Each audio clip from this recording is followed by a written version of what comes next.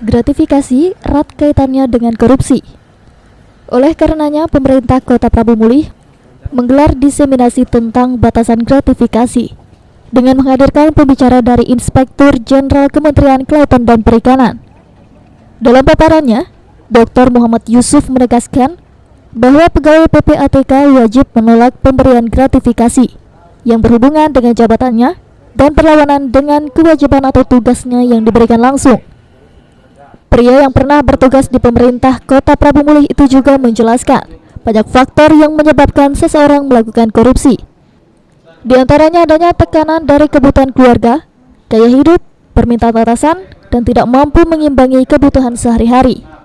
Mereka paham kan, mereka tahu bahwa resikonya besar, sanksi juga cukup berat, reputasi jadi buruk, nama keluarga jadi rusak.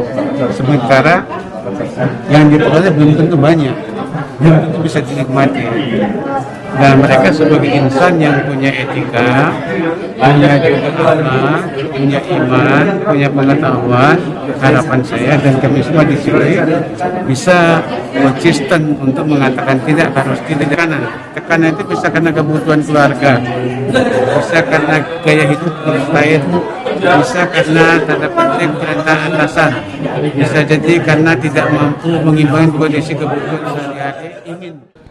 Dengan adanya diseminasi tentang batasan gratifikasi dalam tindak pidana korupsi, ASN dapat memilih mana yang boleh dan mana yang melanggar aturan.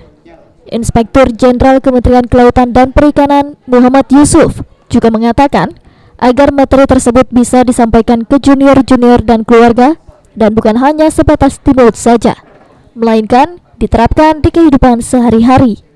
Deni Firdaus, POL TV.